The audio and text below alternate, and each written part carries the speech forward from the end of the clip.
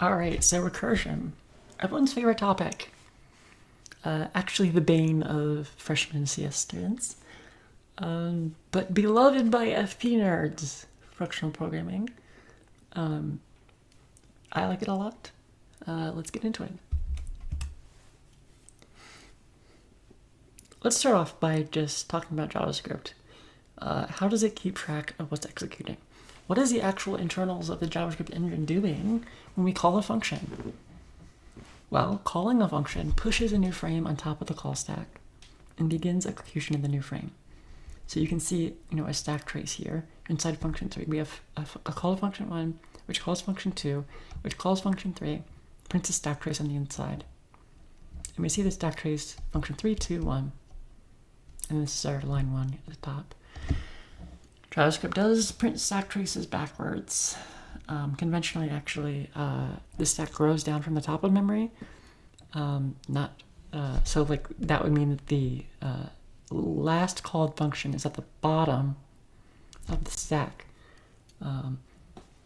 But almost everyone renders it backwards anyway. The JVM and JavaScript render it backwards. Python renders it correctly. Well, I don't know about correctly, it is just a convention, but Python puts the most recently called one at the bottom. Anyway, returning from a function pops it off and takes us back to whatever was below it. So we return from 3 and we get back to function 2. And we resume with the stack frame that's there at function 2. So if we have local variables defined, JavaScript loads them all up into the current context and we're good. Each time we call a function, we get a new stack frame with new function local and block local variables in JavaScript. And each time we return from a function, we go back to the context outside where we were before, with all our variables restored back to the current context. This is going to be important as we look into recursion, and we're going to have to be keeping track of these stack frames as we go. Like, what are the values of the variables in each stack frame? And you can sort of think of it this way as, my stack trace. You can sort of annotate to the right side of what are my variables set to at each of these points, right? In this example, there are no variables, so it's easy. You just leave it empty. All right, let's give an example of recursion. This is a factorial function. N factorial is defined as 1 times 2 times 3 up to n. So 5 factorial equals 1 times 2 times 3 times 4 times 5. And you can sort of spot that this has a recursive structure to it. 5 factorial is actually equal to 5 times 4 factorial. This is 4 factorial in the dotted underline here. 4 times 3 times 2 times 1. So you can just write it as 5 times 4 factorial, which itself is equal to 1 times 2 times 3 times 4, which is 4 times 3 factorial. So you can break 4 factorial down further into 4 times 3 factorial. And in general, we have a rule. We can sort of extract a rule from this derivation here. We can prove it by induction if you want, but you don't have to. It's kind of obvious. You just set n factorial is equal to n minus 1 factorial times n when n is greater than 0, or n factorial equals to 0 when n equals 0. This is called a base case. We need this here, otherwise this would just go negative and we would never be able to evaluate n factorial. N minus 1 factorial times n, we just keep subtracting 1. We go down to negative a million factorial times negative a million plus 1.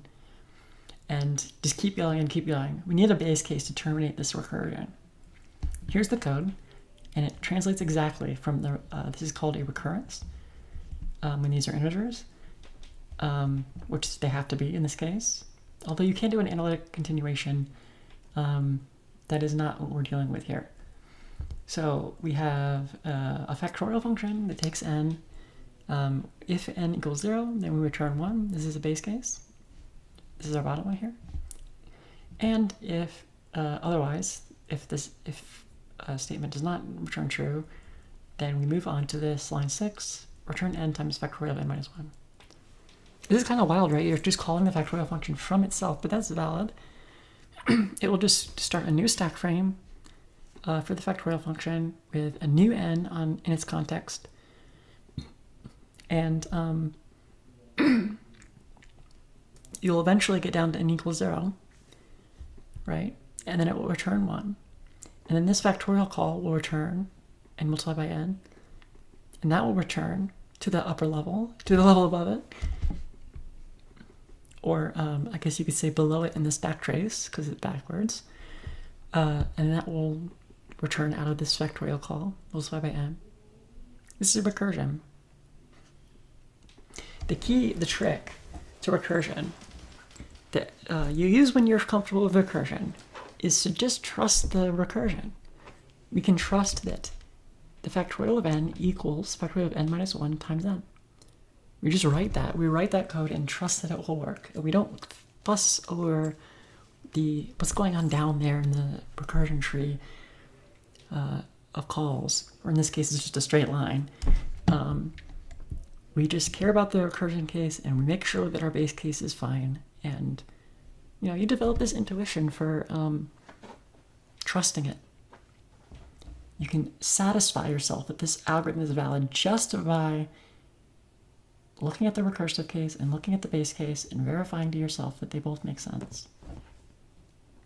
And that just takes time. It takes time and working with recursion to get that sense of comfort. Let's move on to another example. Oh, this is the same example. I just have log statements inserted so you can see what's happening. Let's go through it. It'll help to have some concrete, just walking through this and see what it looks like.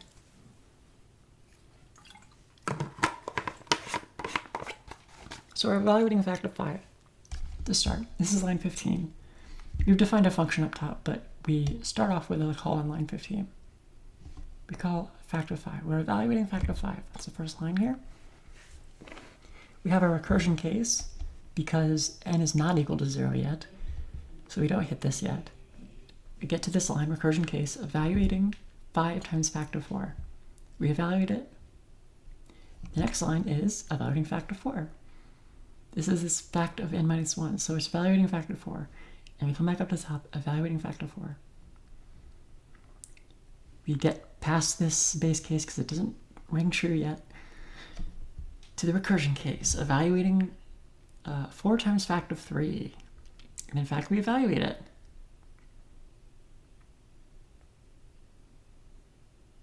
Yeah. We just keep doing this. Around and around and around until we get to evaluating factor of 0. We evaluate factor of 0. We finally hit the base case, returning 1. So we return 1. And finally, we return out of a fact function. None of these fact functions on line 10 have returned yet. We've just been calling down, down, down into the stack. Now we can finally return and do the multiplication by n at each level. And at each level, we have a different n stored in the stack frame's context, right? This is just how function calls work. The n has a different value every time that we call the function, because we're just putting an n minus 1 in for n every time. So every time we'll get multiplied by an increasingly large n on the way out. And we return it, and then we return out, multiply by a larger n and return it. Return out, multiply by a larger n and return it. And return all these to the caller. Okay, that's just walking through it. And I'm honestly not sure how this fact evaluation, oh, never mind, I'm stupid. That's not actually a fact evaluation, it's just a interpolated string. I was going to say, why doesn't that show up in the output? But we're not actually evaluating fact here in line 9. We're just printing it. Okay, now for another example. Fibonacci sequence, another famous recursive case, another example of recursive functions. So this Fibonacci sequence, if you're not familiar, is the sequence that starts. This is not actually exactly the convention, but it is equivalent. So it starts with 0, 1, but we're just listing it as 1, 1 to start. 1, 1, 2, 3, 5, 8, 13, 21. 1 plus 1 equals 2. 1 plus 2 equals 3. 2 plus 3 equals 5. 3 plus 5 equals 8. 5 plus 8 equals 13. And 8 plus 13 equals 21. We just take the previous two elements and add them to get the next one. We can define this recursively as the nth Fibonacci number equals n minus 1, Fibonacci of n minus 1 plus Fibonacci of n minus 2. So we're defining it by just like looking back 1 and 2 spaces and adding them. And we also need a base case when n equals 0 or 1. This is important, otherwise, again, we'll just keep going negative and like farther left, where the Fibonacci sequence is not actually defined. So we'd be in trouble if we wanted to go less than 0. Here's our code. Fibonacci of n equals, is defined as, if n is 0 or 1, we return 1. This is our base case. If it's not 0 or 1, if it's greater than or equal to 2, then we return fib of n minus 2 plus fib of n minus 1. We're just transcribing the recurrence into code. Easy, easy squeezy peasy. And there's a big skull emoji because this is bad. This is really bad. We'll see why. Let's take a look. Let's evaluate fib of 10. Well, by our definition, it's fib of 8 plus fib of 9. We're good so far. I mean, this makes sense. Fib of 10 equals fib of 8 and fib of 9 added together. This is the definition of Fibonacci sequence. But to evaluate fib of 8, we have to evaluate fib of 6 plus fib of 7. To evaluate fib of 6, we have to evaluate fib of 4 and fib of 5. To evaluate fib of 4, we have to evaluate fib of 3 and fib of 2. And so on down to fib of 1 and fib of 0. And that's just like the left side of this tree that we've built for ourselves to evaluate this whole thing. These are like all the calls that you'd have to make to evaluate it this way. It's a big tree. And this is the 10th item in the Fibonacci sequence. This huge ass tree that we have to evaluate. Does the tree make sense, by the way? This is just like, to evaluate fib of 8, you have to evaluate fib of 6 plus fib of 7. And each one of those splits out into evaluating fib of 4 and fib of 5. So you have this like, it's a binary tree with fib of 10 at the top. So, how many leaves are on this tree? Leaves in a tree, well, I mean, we'll cover this in the tree lecture, but the leaves are the bottom ones, all along the bottom. And they're not all at the same level like it's rendered here. Like it's going to take fewer levels to get down to 0 and 1 out of 4 than it will out of 7. But we'll just write them all on the same line. Because it is, after all, true that this is equal to a bunch of 0s and 1s added together. It's just a matter of laying them out on the page. So how many of these leaves, these 0 and 1s, are on the tree? Let's count them. How many are there? We've got a pernicious ... in the middle that's kind of confounding us. But we know that fib of 0 is the same as fib of 1. They're both 1. We're adding a bunch of 1s together to eventually reach fib of 10. Fib of 10 equals a bunch of 1s added together. How many of these 1s are there? Well, there's fib of 10 of them. There has to be. There's just, I mean, this is 1, this is 1, this is 1, this is 1. They all add up to fib of 10. So it's 1 times fib of 10. There's fib of 10 of them. Right? That makes sense. There has to be fib of 10 1s to add up to fib of 10.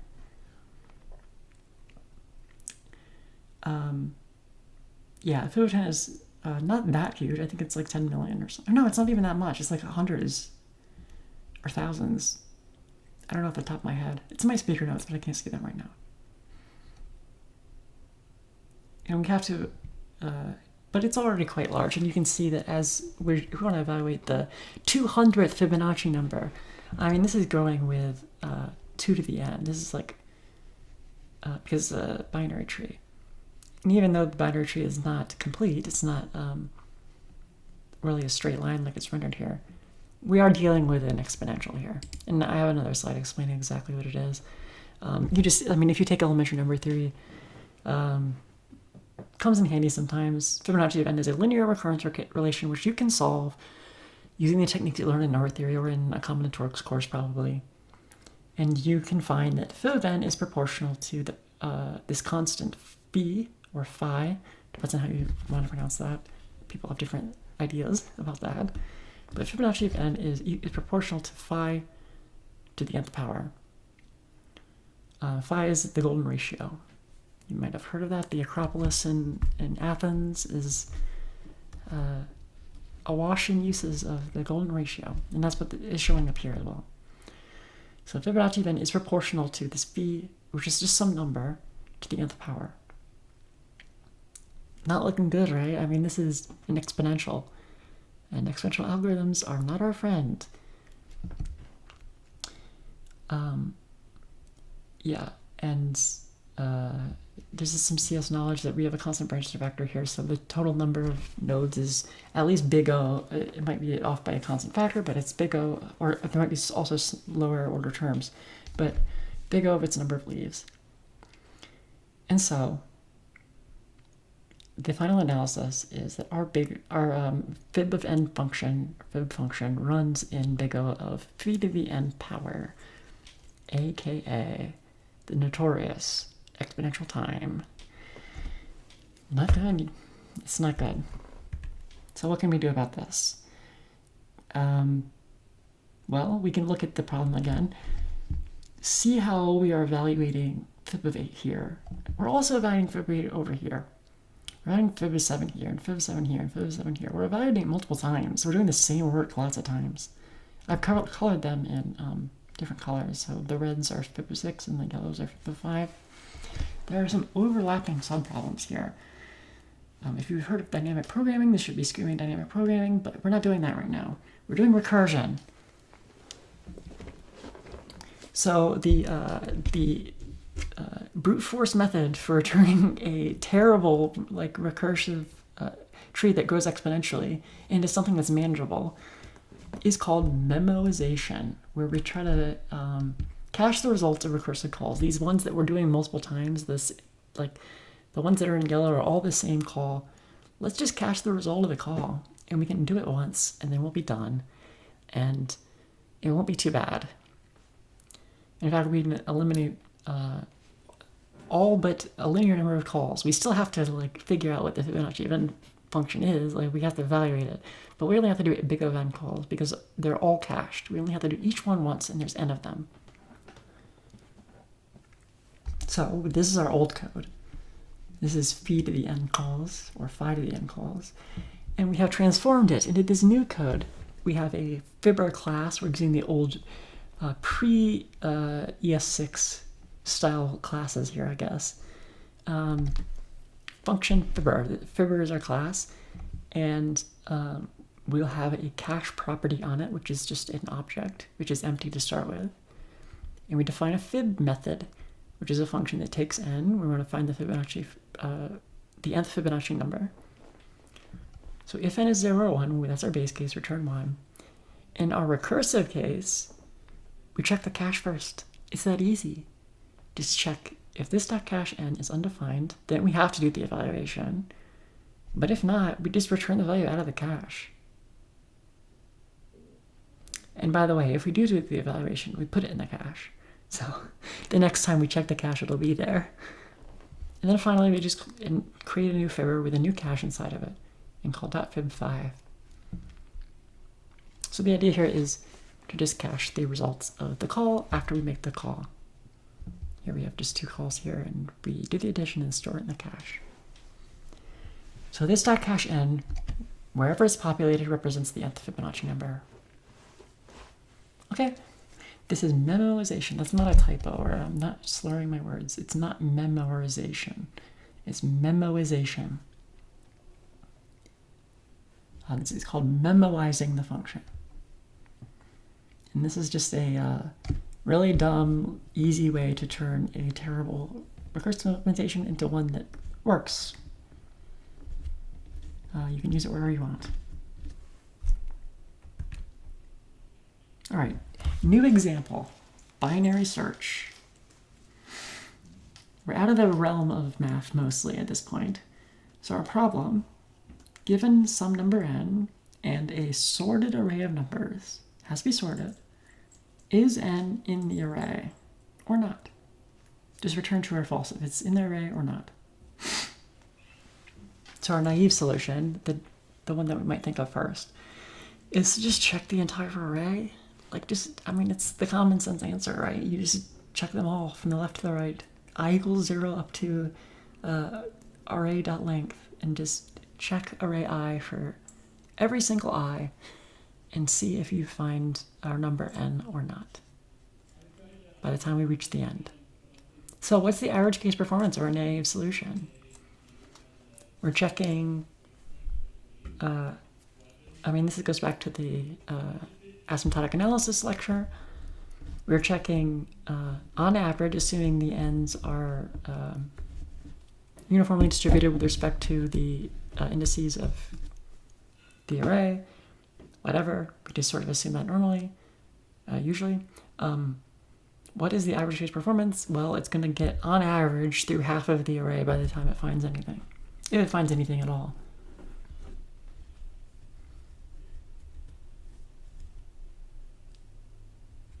Okay, so half of n, big O of half of n is just big O of n. So our average case performance is big O of n, which is linear. But we haven't ever really taken advantage of the fact that the array is sorted, which should be a red flag for you. Like, we've just gone through the whole array, and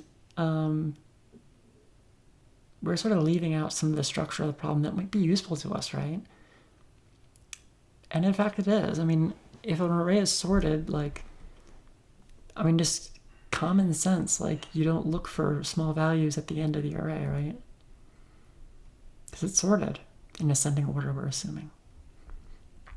So we can do better with binary search. This is an algorithmic approach to searching sorted arrays. So we start in the middle and either go to the left or to the right, depending on what the value is at the middle. So say we're searching for 3, right? We start in the middle, which is 7. We compare that with the thing we're looking for. 3 is less than 7, so since it's sorted, we know it's to the left. So we have the left half of the array now in our search set. And we start at the middle and look, oh look, we found the 3. So we're done. We've only checked 2 elements. Well, we would have only checked 2 elements going from the start too, but you get the idea. If we had searched for 13, we would have gone to 7 and then straight to 13, rather than checking 2, 3, 5, 7, 11, 13. Right? So we are reducing the number of comparisons we have to make by basically intelligently choosing at each step whether to look to the left or look to the right based on what we're seeing in the middle, because it's sorted. Everything to the left is less, everything to the right is greater. We know which half has to contain our needle.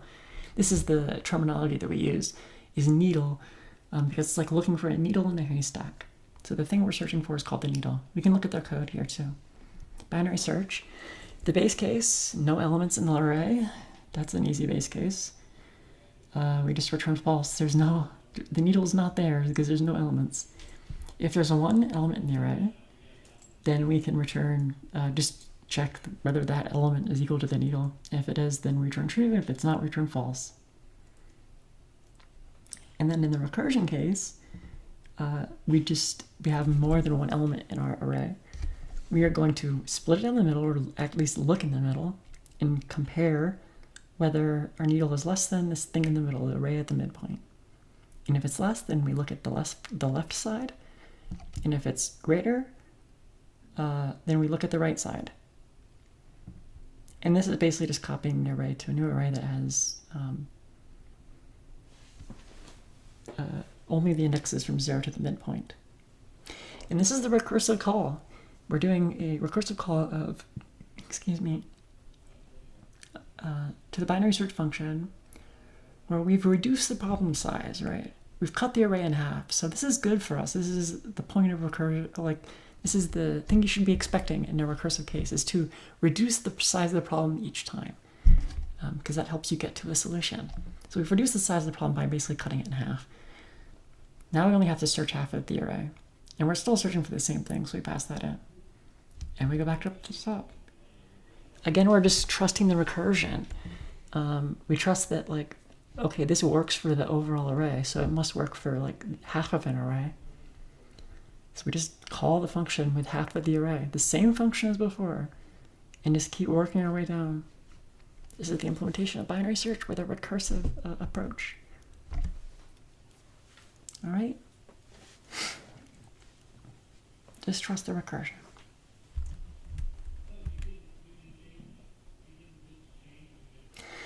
So here's an example execution. I've just added a log statement on line 2. That's the only difference from our code in the last slide. We are searching the current array that we're searching for the needle. So the execution will look like this. We're searching 2, 3, 5, 7, 11, 13, 17, and we're searching for 15. So on the first time through the function, we're going to ignore the base cases because they're not true yet. We get to a recursion case, we look at the midpoint of this array, which is 7, and we are looking for 15, so we look to the right. So we're going to take 7, 11, 13, 17 for the second time through the array. It's this case on line 19. So we go back in, a second time through the function, rather. So we're going through the function again with 7, 11, 13, 17, just like it shows. And we're still searching for 15. So we pass the base cases, we're going to the recursion case, we take the second half because we're still, if we look at 13 as the middle element, it's greater than that. So we're looking for the second half of the array. So now we're searching for through 13 and 17. And we're still searching for 15. So we take half, and it's the 17 we were saying, it doesn't divide evenly into a middle element in two halves, so we have to pick one to be on one side. So we take 17 to be the middle element.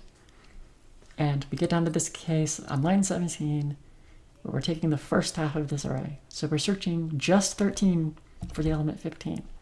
And we get to base case no elements not true. We get to base case 1 element. Finally, we have reached the base case. The array length is in fact 1 because there's just 13 in there. And we're searching for 15, so we evaluate needle equals array 0, the first element, which is the only element. 15 is not equal to 0. So we know that 15 is not in the array. And we return out, which returns out of this function, which returns out of this function, which turns out of this function call, turns out of this function call. And finally, we return out to line 23, which is our original call to search the first 7 primes for 15. So that's our binary search example. By the way, a little side note for you. Yeah, what's going on here? Line 17 and line 19. We're doing an array.slice. This is not like constant time in JavaScript. Or I don't know, there might be some weird optimizations in some JavaScript engines to do array sharing, but conventionally, typically you'd expect that just returning a new array that contains only a subset of the indices is going to copy the data to a new array. So we're copying up to half of the array each time. This is not exactly a constant time thing. So, keep that in mind. We're doing a little bit of extra work in here that we're kind of hand-waving over to say that this is a really good algorithm, right? Because we're doing, big end of work at each level. But you don't have to implement it this way. You can just, the way that you would avoid doing these copyings is to have extra arguments on your function that just indicate the indices that you're interested in at that point. So you don't have to copy the whole array, you just alter the indices of the range that you care about at each recursive call. But it makes the example clear for pedagogical purposes to just copy the array and sort of, we'll ignore that. And who knows, if you're just implementing binary search, this might be good enough anyway. All right, quiz time. Hope you watched the asymptotics lecture recently. How many comparisons will binary search perform in the worst case? As a function of the input array length n. So we have n elements in our list, or in our array. How many comparisons with our needle will binary search have to perform before it finishes in the worst case? First hint, well, in each recursive step, we are cutting the size of the array in half. This is how we're reducing the size of the problem with each call. We're cutting it in half repeatedly until we get down to a single element. So how many halvings does it take to get from n, from our n elements in our initial array, down to a single element in our final array that is our final answer, right? In the worst case, we don't give up halfway through because we found our element. We're getting all the way down from n down to 1.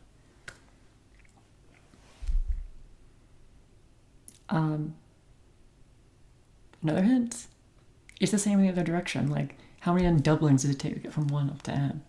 It's the same as the number of halvings it takes from n down to 1. Do we know a function that characterizes the number of doublings it takes to get from 1 up to n? We do. It's the log function. Specifically log base 2, which, as we know from our asymptotic lecture, is the same as other bases, so it doesn't really matter. I mean, in asymptotic notation. Incidentally, we could split the array 3 ways, or 10 ways, or 100 ways. It would just be base 3 or 10 or 100, but they'd be asymptotically the same. And honestly, there'd not be really any point.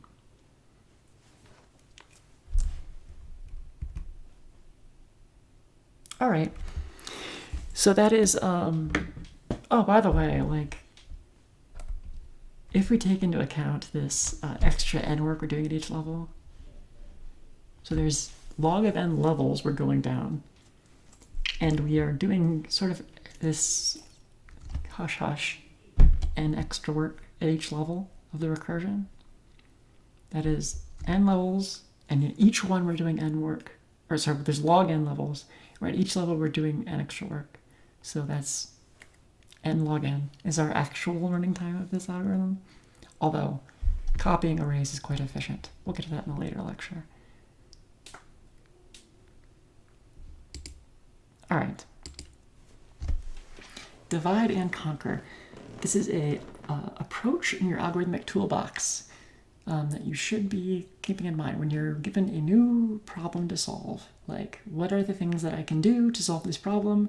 One of the things you can do that you should be reaching for, if it makes sense, is divide and conquer. The idea here is there's got to be some way to divide your problem up into smaller pieces that are more manageable, and then sort of integrate the answers for each of those pieces into a larger answer. And that is in fact exactly the procedure. So any divide and conquer algorithm will divide the problem into pieces, solve each piece independently, which this is recursion, right? We're just solving each individual piece as if it were a larger, the overall problem. And then we combine all these individual answers to get an overall answer back up at the top. And this is just what divide and conquer looks like. So anytime that you can sort of divide a problem into smaller pieces and solve them independently, and then reintegrate the answers into a larger answer, divide and conquer. And you get a better feel for this once you see a few divide and conquer algorithms. So let's do some. Well, the first one that comes to any computer scientist's mind is probably merge sort. The problem is very simple. I mean, we've seen a sorting algorithm so far already, selection sort. So this should be familiar. Given an unsorted array of numbers, sort it. Produce an output of, an array that is the same numbers but sorted in ascending order. So the solution that merge sort has to this problem is split the array down the middle, sort the first half, sort the second half, and then merge the two sorted arrays. Right? A couple things to note here. First of all, we can sort the first half and second half recursively. We know how to sort an array. It's this overall solution. So we just sort of recursively call to sort the first and second half. And the third point, this extra work that we do at the end to merge them, this shouldn't be too hard. You should be able to look at this and say, oh yeah, I can probably do that. Because if you have one sorted array and another sorted array, and you want to produce a single sorted array that has all the elements from both, it's pretty straightforward, right? You start from the left side of both arrays, and you just take whichever one is smaller. You just stop, and you sort of accumulate these into the output.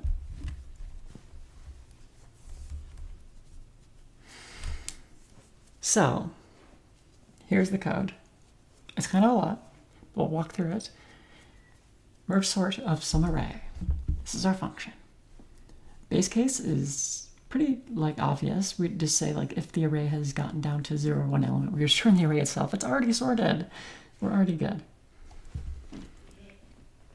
So we want to recursively sort each half. So we divide it into a midpoint. We slice the array so that we get just 0 to the midpoint and just the midpoint to the end. This is exclusive at the end, the slice function. So we don't go all the way up to array.length because there's nothing there. We go up to array.length minus 1. So we're just recursively sorting each half.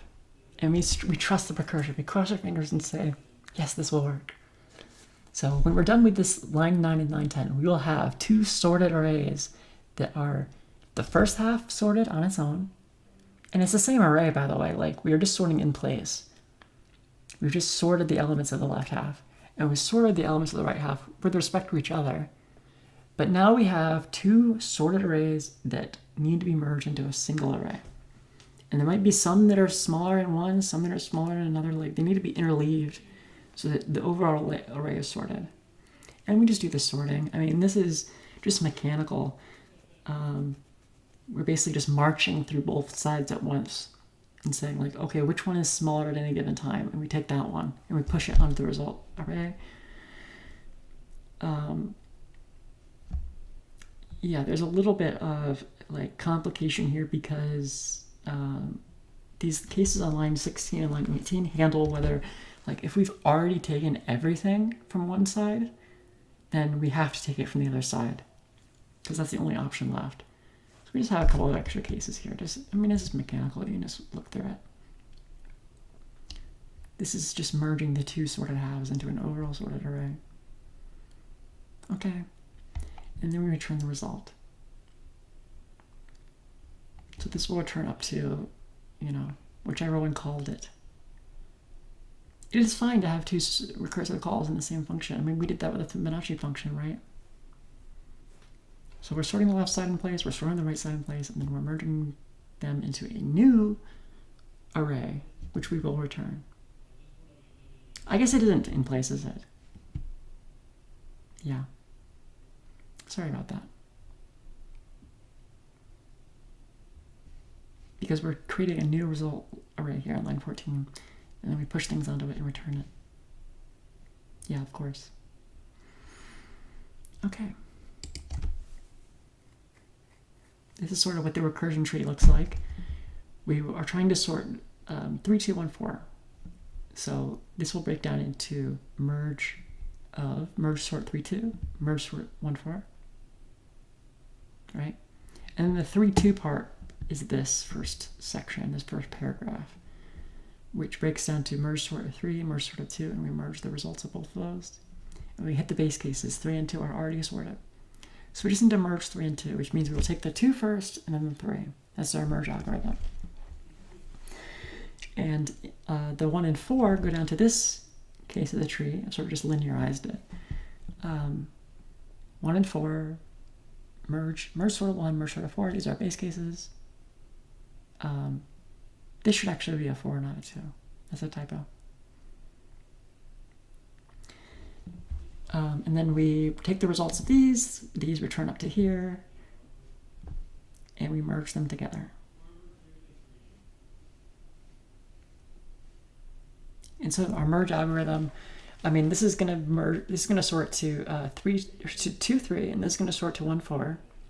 So we'll take the 1 from this side, the 2 from this side, the 3 from this side, and the 4 from this side. What is the runtime performance of merge sort? The question you've been dreading. It's not that hard. So, I mean, it's a comparison-based sort. We're comparing elements to see which one's greater or smaller. So our n is, well, our n is going to be the size of the array, but the function itself that we're trying to characterize is the number of comparisons that we're performing. So let's look back at that algorithm again.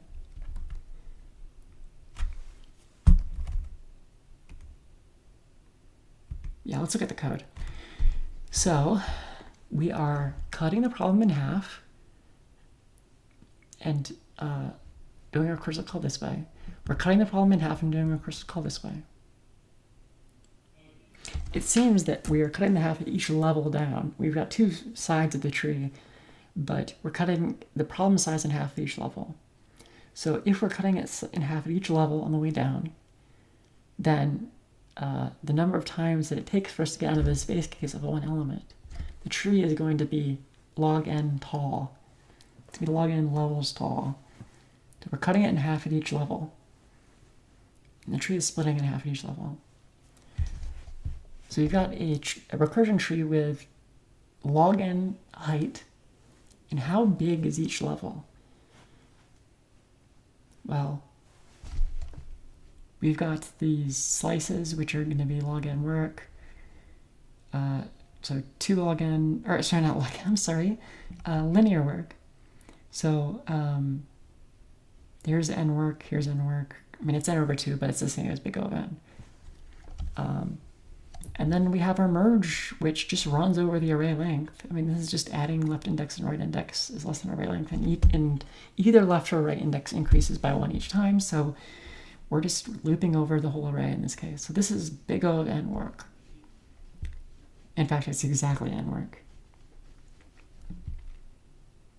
So we've got like 3 n work going, or well, this is half n, this is half n, this is n. So 2 n work going on each level, which is big O of n. And we have log n height to our tree. Log n height, n width. N pieces of work at each level, right?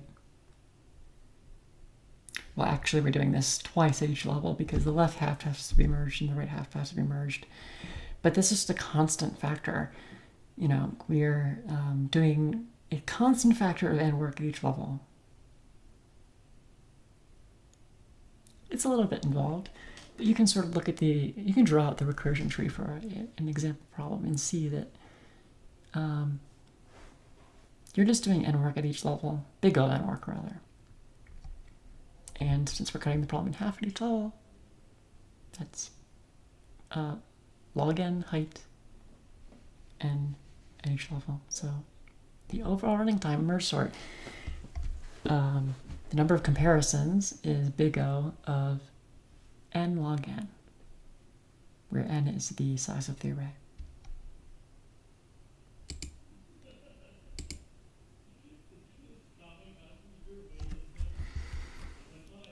Okay. The second bullet point here, does the answer change if you count CPU instructions? I was trying to catch you with this, like we're doing some array slicing here, but it's just big O of n work. Like we're already doing big O of n work at each level anyway, so adding another half n here, another half n here, you know, it's not changing it asymptotically. It's just a constant factor. You can always just do an extra n work if you already have n work. Doesn't change anything. All right, so that's divide and conquer. That is, I guess, the only example I had of divide and conquer, but you can see how it works. You divide the function into smaller pieces. You recursively solve each piece, and then you have some kind of, quote, merge. In this case, it's literally a merge of the two pieces of completed work that you've already done. And by the way, you can do this you can do this in place. You don't have to be copying these slices every time. It's the same trick as before. You just put like the indices in the function arguments, and like, okay, I'm going to merge sort just certain indices, and it only operates on those indices. But we've chosen for clarity to actually copy the array. And if you're implementing this in practice, you would not want to copy the array every time. You'd want to do it in place. But asymptotically, it would not be a different, big O when you're done. It would just be faster. Those constants, those pesky constants that seem to disappear when we're doing analysis, but are in fact quite important in practice. All right, that's it. I hope that helped.